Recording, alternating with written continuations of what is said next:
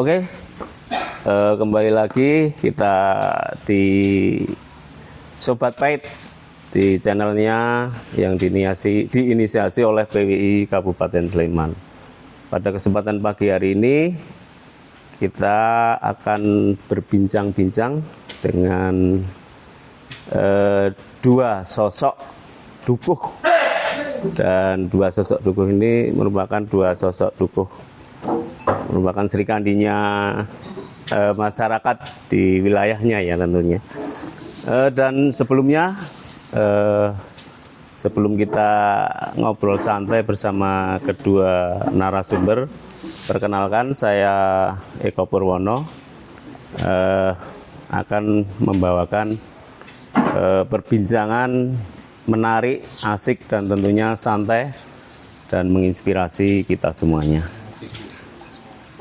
Dan juga tidak lupa ya, pada kesempatan hari ini yang cukup cerah ini ya, walaupun sedikit mendung, baru kali ini kita ambil video atau syuting di lokasi ini.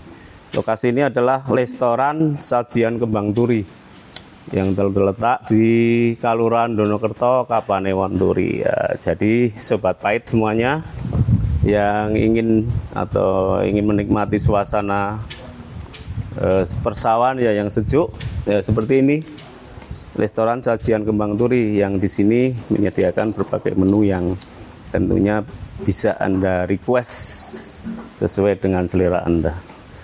Langsung saja kita akan berbincang santai dengan dua narasumber. Yang pertama Ibu Suwardini nggih. Ya. Ibu Suwardini ini dukuh Karangbajang Tlogowati, Melati Sleman nggih, Bu. Iya. Yang kedua, Ibu napa Mbak niki nggih? Derek lajeng Mbak saged Mbak Dukuh niku nggih. Ketoke wangune nggih. Niku nggih Bu Dukuh nggih. Bu Dukuh Arum Kurniasari, dukuh Sendari, Kalurahan Tirtoadi, Kapanewon Melati, Kabupaten Sleman. Nah, kita akan berbincang dulu mungkin dengan ibu yang lebih senior dulu nggih. Ya, mungkin karena ibu ini berbeda ya dulu ya antara ibu.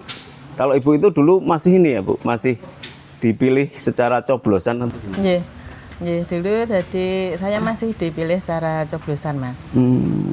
Ya itu tahun berapa Bu? Jenengan tuh mulai menjabat dukuh itu? 2010.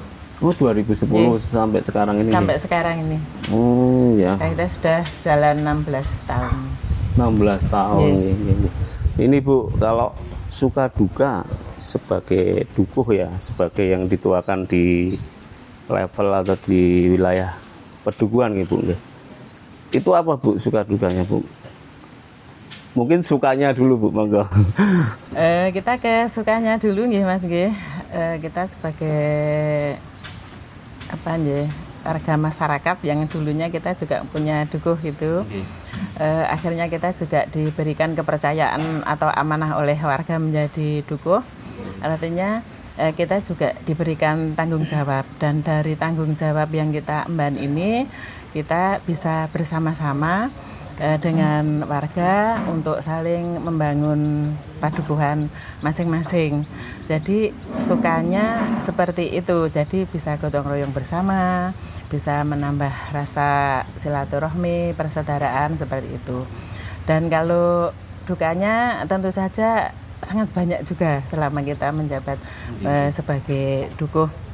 Karena dari warga masyarakat itu sendiri kan tidak dari berbagai karakter, tidak semuanya mendukung kita seperti itu.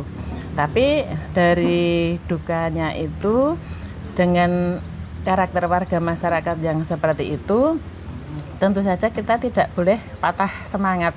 Karena kita sudah bertekad untuk mencalonkan menjadi dukuh, itu harus mempunyai mental yang kuat, terutama adalah mental kita dulu. Karena suatu saat ada warga masyarakat yang mencela kita, menghina kita, itu kita tidak putus asa. Justru dengan hinaan atau dengan cemoohan mereka yang tidak suka kepada kita, itu merupakan tantangan bagi kita, dan kita jangan menjauhi mereka. Karena bagaimanapun juga kita sebagai orang tuanya di Padukuhan itu harus merangkul, Mas. Jadi yang kontra dengan kita harus kita rangkul dulu, dan mudah-mudahan mereka bisa bersatu dengan kita seperti itu. Kalau yang sudah pro, alhamdulillah kita tidak terlalu sulit untuk merangkul seperti itu. Nah itu Sobat Pahit ya, ternyata suka duka menjadi seorang dukuh, sosok yang ditokohkan di tingkat dusun ya, itu ternyata ya dipuji ya dihina juga ya Bu ya. Ini Bu, sebagai seorang wanita ya Bu ya, Bu, ini kenapa kok Ibu tertarik untuk mencalonkan sebagai dukuh waktu itu Bu? Karena waktu itu masih berapa Bu dulu calonnya Bu? Dulu calonnya ada 5. Ada 5 yang perempuan orang, dan kebetulan saya yang perempuan sendiri, dan kebetulan saya memang bukan pribumi di wilayah tersebut. Jadi di situ saya ikut suami, Mas. Justru malah yang dikendaki masyarakat nggih. Alhamdulillah nggih. Tapi setelah saya terpilih dengan suara terbanyak, saya merangkul dari 4 orang yang saat itu juga ikut mencalonkan, itu saya jadikan ketua-ketua lembaga di situ. Ada yang jadi RT, ada yang ketua kelompok seperti itu. Jadi kita tidak ada gap atau tidak ada permusuhan setelah pilihan itu selesai. Jadi kita setiap bulannya, karena ada pertemuan sub LPMD waktu itu, jadi kita bisa bareng-bareng bersama mengadakan pertemuan itu. Jadi mereka bisa tahu, Mas, bisa tahu, oh ternyata menjadi dukuh itu seperti ini. Jadi mereka bisa memahami dan memaklumi. Jadi mereka sudah tidak ada rasa benci kepada yang terpilih seperti itu. Oke, berarti setelah pilihan dukuh itu sekarang sudah semua dirangkul ya Bu ya? Untuk kemajuan dusun ya tentunya. Iya. Dan kalau sebagai seorang perempuan Bu, apakah ada keterbatasan Bu sebagai dukuh Bu? Kan biasanya mungkin dominan ya laki-laki nggih Pak? Ya Bu ya. Kalau yang dukuh itu. Kalau ada keterbatasan apa Bu kalau ini Pak? Kalau keterbatasan saya rasa tidak terlalu, perbedaannya hanya tipis nggih antara dukuh perempuan dan juga dukuh laki-laki. Karena secara ketugasan baik kemasyarakatan, pembangunan dan lain sebagainya itu kita tetap sama seperti itu. Cuma kalau dukuh perempuan itu untuk keluar malam di luar wilayah padukuhan kita itu kita sendiri yang membatasi. Tapi kalau untuk keluar malam, tapi acara masih lingkup satu padukuhan, ada pertemuan, ada ronda dan lain sebagainya, ada warga yang meninggal, itu kita tetap sama tugasnya dengan dukuh laki-laki seperti itu. Oke Bu ya, ternyata ini ya Bu ya, suka duka seorang dukuh perempuan ya Bu ya. Itu tentunya bisa menginspirasi kita semua ya, terutama kaum wanita ya. Ternyata emansipasi itu di semua lini ya, di semua bidang. Mungkin sebelum nanti kita lebih jauh dengan jenengan, kita ke Bu Dukuh, Bu Arum nggih. Panggilannya sinten? Bu Arum. Oh, Bu Arum ya. Ya, tadi kalau Ibu kan dari ini ya Bu ya, dulu bukan pilihan ya, bukan coblosan ya kalau Ibu. Kalau dulu Ibu dukuh itu apa? Prosesnya melalui apa itu? Kalau saya kemarin lewat seleksi Pak. Lewat seleksi. Jadi ada beberapa calon itu, terus ada tes juga. Jadi tesnya tuh tidak dari kelurahan sendiri, tapi ada dari universitas lain. Oh gitu ya, itu Sobat Pahit. Jadi ini sosok 2 wanita ini ternyata dukuh yang dipilih dari hasil coblosan, dan satunya yang dipilih melalui tes ya. Berapa dulu ini calonnya?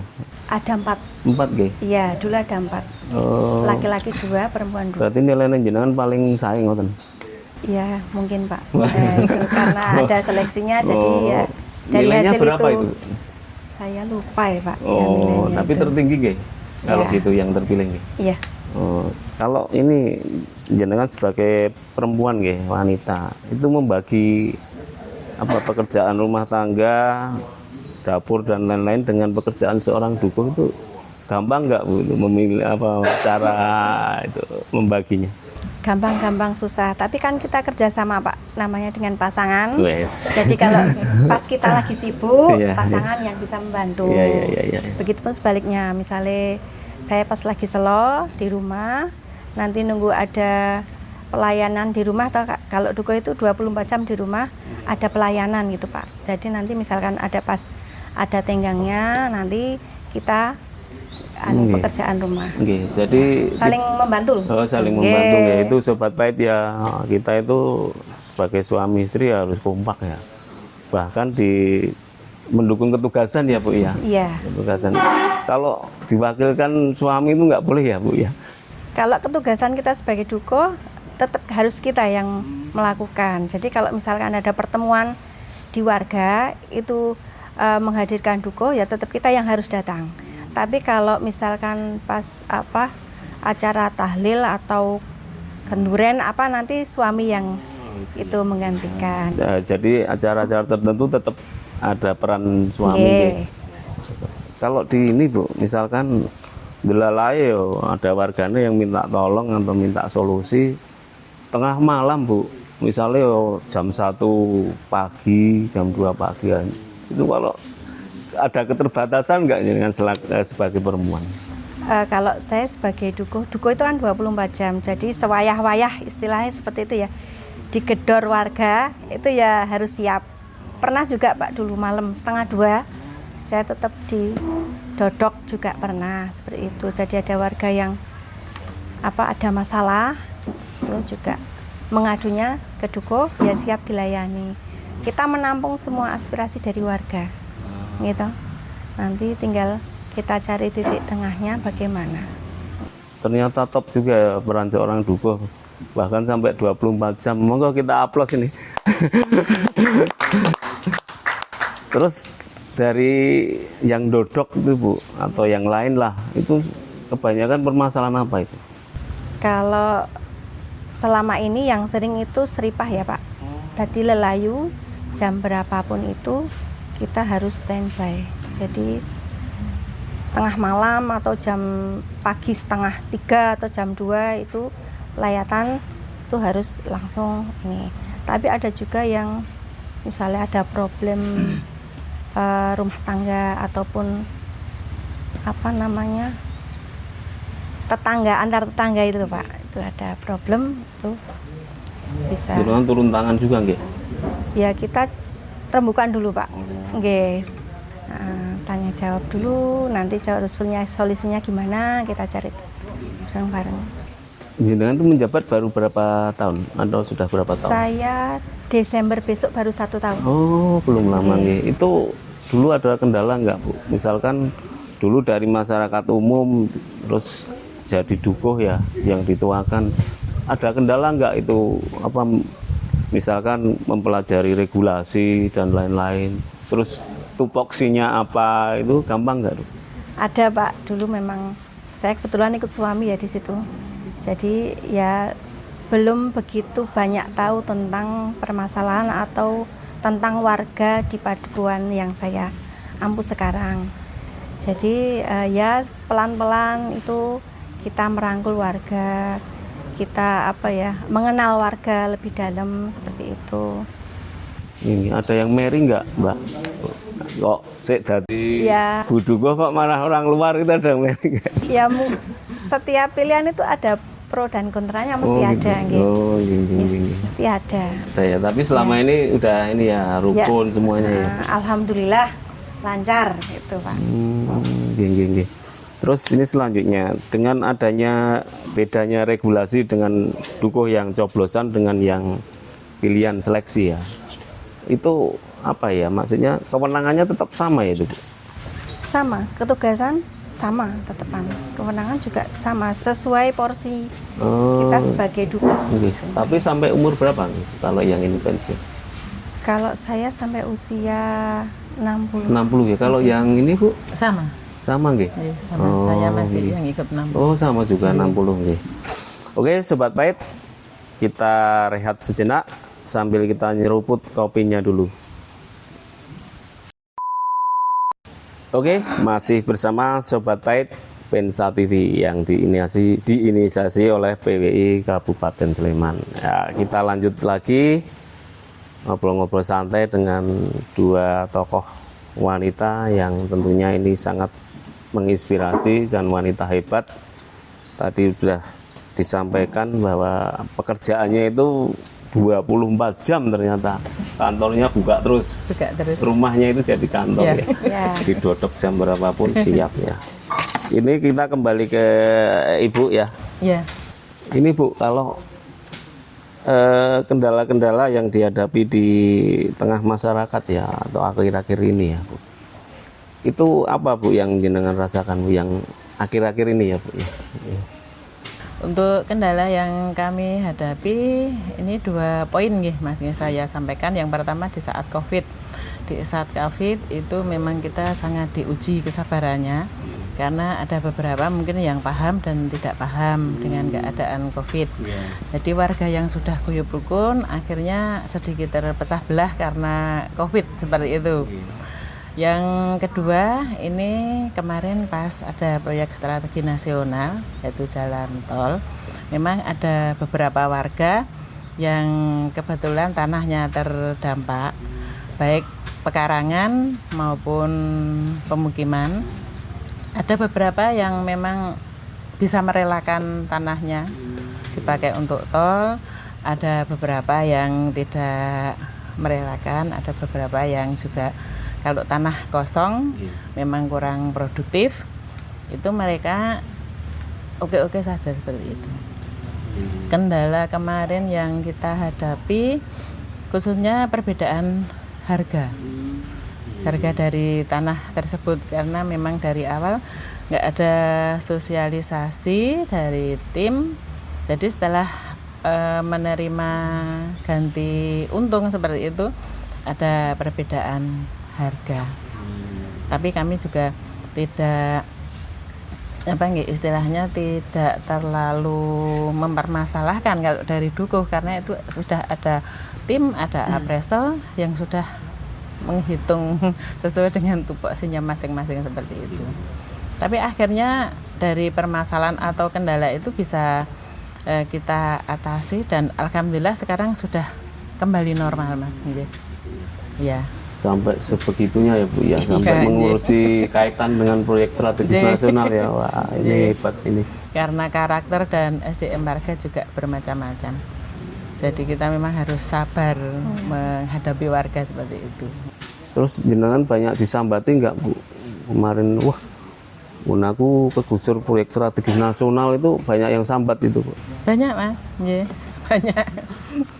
Banyak yang sambat dan juga itu untuk pemberkasan memang tidak semudah yang kita bayangkan di saat kita menerima uang ganti untungnya karena pemberkasan itu dari awal sampai ke appraisal itu memang ada beberapa kendala, khususnya dengan tanah-tanah yang itu masih warisan dan ada beberapa warga yang tinggalnya memang tidak di wilayah Padukuhan tersebut seperti itu. Tapi intinya kan warga semua mendukung proyek gitu ya Bu ya. Intinya kan mendukung semuanya, tidak ada yang menolak gitu. Ya, mau tidak mau akhirnya mereka bisa menerima seperti itu.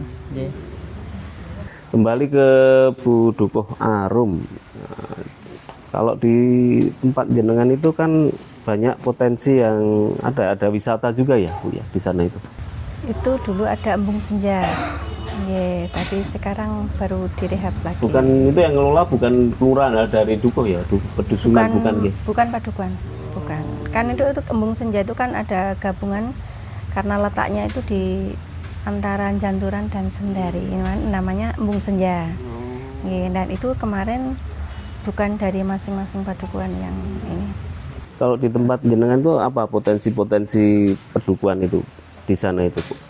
Karena di tempat kami itu terkenalnya mungkin karena kerajinan bambu ya Pak ya. Kerajinan bambunya ya, itu. Ada sentra kerajinan bambu dulu di situ. Kalau mau cari kerajinan dulu sentranya di Sendari, tapi seiring berjalannya waktu itu ada yang dari pengrajin lain datang ke situ menimba ilmu, Mungkin jadi sekarang banyak yang ikut jadi pengrajin. Dan dari sendiri juga itu ada paguyubannya Pak. Jadi paguyuban kerajinan bambu. Seperti itu. Kalau selain itu apa potensi apa ada KWT atau apa di dusun Ya. itu yang dikembangkan jenengan itu? Kebetulan ada KWT juga ada bank sampah. Sendari itu kemarin KWT-nya baru ya terbilang ya. Jadi pengukuhannya juga belum lama, baru beberapa tahun ini. Jadi kita bersama ibu-ibu. Nah, kalau ibu-ibu kan yang dari wanita tani itu selain menggarap, ada yang sebagian menggarap di sawah, yang punya sawah, tapi ada juga ya cuma memanfaatkan lahan di pekarangan. Jadi untuk KWT itu memanfaatkan ibu-ibu yang ada di lingkup Padukuhan Sendari. Jadi mereka ada informasi tentang pengolahan atau penanaman itu nanti bisa memanfaatkan di lahan KWT kebetulan ada. Terus nanti juga bisa dimanfaatkan di lahan pekarangan rumah yang kira-kira masih ada selanya, itu bisa dimanfaatkan untuk penanaman untuk ketahanan pangan dari masing-masing rumah. Ya. Ternyata seorang dukuh itu ya harus selain tangguh ya harus kreatif ya Bu ya. Itu Ya. Sobat Pahit itu ternyata seorang dukuh itu pekerjaannya juga termasuk berat mboten nggih, berat. Ya dijalani Pak, Oh, dijalani, konsekuensi. Karena Itu konsekuensi tugas ya. iya, di Sendari juga ada itu Pak, bank sampah. Kebetulan itu juga sudah dikukuhkan kemarin, udah beberapa tahun ini. Kebetulan itu ada jadi mengumpulkan barang-barang dari warga. Ada yang sebagian warga itu ikut mengumpulkan misalnya botol bekas ataupun kardus dan sebagainya, itu ada dikumpulkan nanti celengan Pak. Jadi ada didudah nanti pas lebaran atau pas apa itu. Nah, kemarin seperti itu. Jadi ada tabungan dari masing-masing warga yang mengumpulkan sampahnya di situ. Tapi dengan catatan sampahnya itu yang bisa dimanfaatkan kembali. Misalkan sudah kering ya. Jadi botol bekas ataupun plastik tapi kondisinya kering. Ngoten. Ada juga kemarin bantuan untuk mesin pencacah juga udah ada. Kalau kembali ke Ibu di Karangbajang itu Ibu, dengan sebagian warga jenengan itu yang terdampak tadi proyek strategis nasional ya Bu. Ada nggak mereka terus setelah pindah terus hilang mata pencarian, terus solusinya jenengan sebagai dukuh itu apa? Ada nggak itu? Ada. Jadi setelah terdampak proyek strategis nasional itu ada beberapa warga yang mendirikan bangunan rumahnya itu di sawah, Mas. Otomatis itu kan sawah yang dulunya untuk pertanian jadi alih fungsi lahan ya. Seperti itu. Tapi dari warga masyarakat yang dulunya sebagai petani sekarang terdampak tol, sekarang mereka banyak yang membuka usaha. Ada yang warung makan, ada yang laundry, seperti itu. Karena dulu memang saya berpesan jangan sampai nanti dengan kita menerima uang yang banyak kita lupa untuk masa depan kita, jangan sampai uang itu dipakai untuk membuat rumah semua, seperti itu. Jadi dari pihak Ibu juga memberikan semacam solusi ya, walaupun tidak jadi petani lagi tapi ada ini ya, ada aktivitas atau pekerjaan baru ya. Seperti yang disampaikan Bu Arum tadi juga Mas, karena kami juga punya KWT. Dan kebetulan KWT kami dulu pusatnya juga di RT yang terdampak proyek tersebut. Jadi sekarang kita menanamnya di masing-masing rumah sementara ini. Iya, Di sini Bu, kendala yang paling urgent atau yang kendala yang sering dihadapi Ibu itu apa Bu sebagai dukuh? Yang terutama yang sangat dirasakan jenengan apa Bu kira-kira? Mungkin sejauh ini belum terlalu urgent Mas. Jadi saya rasa masih biasa saja.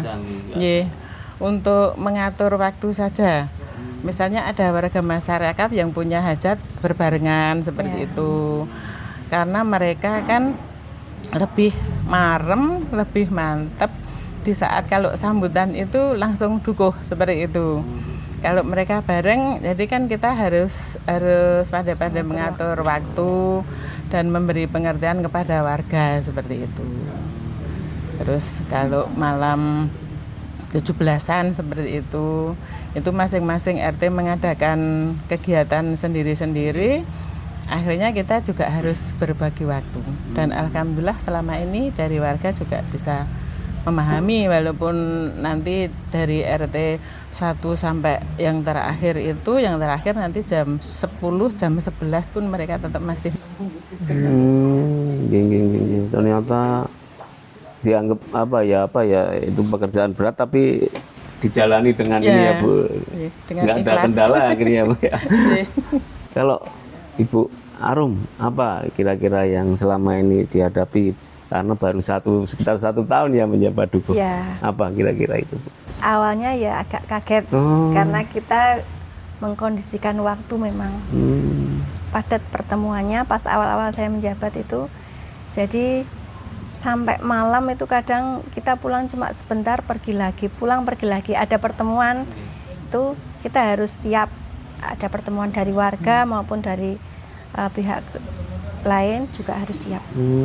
Itu. Dulu sebelum dukuh apa? Kalau boleh tahu. Saya dulu pernah jadi guru PAUD juga pernah. Oh, pernah jadi Terus guru. jadi PPL tapi swasta juga pernah. Okay. Ya. Jadi selama ini sudah bisa membagi waktu nggih.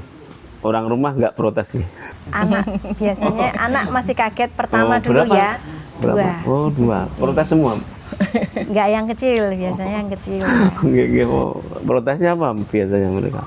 Kok pergi terus gitu. Mungkin ada harapan khusus, harapan untuk masyarakat, untuk pemerintah atau apalah harapan yang mau disampaikan kepada khalayak publik? Ya, kalau dukuh itu kan kepanjangan tangan dari Pak Lurah ya. Jadi ada informasi apapun dari kelurahan kan kita sampaikan ke warga. Jadi kalau ada harapan nanti kita juga menyampaikan dari aspirasi atau dari warga kita sampaikan ke kelurahan. Jadi kita mengharapkan bisa sinergi antara kelurahan dan dari warga nanti bisa mendukung untuk program-program dari kelurahan, juga dari warga juga bisa didukung dari kelurahan, terus nanti bisa saling bersinergi dan kita bisa mengembangkan padukuhan itu dengan baik. Seperti itu. Oke, itu Sobat Pahit ternyata istimewa ya. Terus untuk Ibu, apa harapan yang mau disampaikan kepada khalayak? Monggo. Kalau dari saya untuk harapan ke depan, baik dari program-program pemerintah dan juga yang selama ini dilaksanakan oleh kelurahan hampir sama dengan apa yang disampaikan oleh Bu Arum tadi. Jadi kerjasama yang sinergi, guyub rukun itu merupakan pondasi untuk kita semua untuk mewujudkan cita-cita atau harapan baik itu dari padukuhan, kelurahan, kapanewon, kabupaten maupun dari pemerintah. Dan di sini memang kami dari dukuh sendiri ada beberapa mungkin yang masih kurang ya Bapak Ibu ya.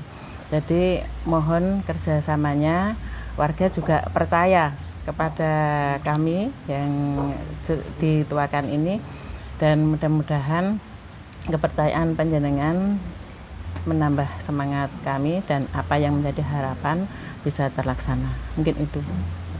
Oke. Ternyata menarik juga ya perbincangan pagi hari ini dengan dua Sri Kandi tokoh masyarakat di tingkat padukuhan ya, dengan Ibu Suwardini dan Ibu Arum Kurniasari. Ya, beliau ini adalah tokoh masyarakat yang tentunya sangat berperan sekali di level dusun ya. Bagaimana dusun itu menjadi terkondisi dengan baik, pembangunan berjalan lancar, masyarakatnya dinamis dengan beberapa solusi-solusi yang disampaikan tadi ya.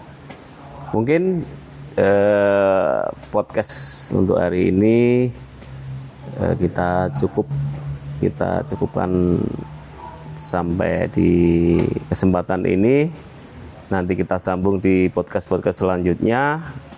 Dan tentunya kami mengucapkan terima kasih Bu, di sela kesibukan jenengan sedaya saged menyempatkan waktunya untuk hadir di podcast. Nama podcastnya ngertos toh Bu? Ini kita namanya Pensa TV Bu. Nanti di YouTube-nya itu Pensa TV. Kalau podcastnya namanya Kopi Pahit. Ya, tentunya kita sangat berterima kasih dan mohon maaf Bu kalau banyak kekurangan kita dalam menerima ibu-ibu di kesempatan kali ini. Dan jangan lupa ya, kita kali ini berada di restoran Sajian Kembang Turi yang lokasinya terletak di Kalurahan Donokerto, Kapanewon Turi, Kabupaten Sleman. Monggo yang mau menikmati suasana alam persawahan dengan menu-menu yang tentunya menarik dan tentunya terjangkau ya harganya. Monggo silahkan datang ke sini. Oke, kita saksikan Pensa TV. Jangan lupa ya. Assalamualaikum warahmatullahi wabarakatuh.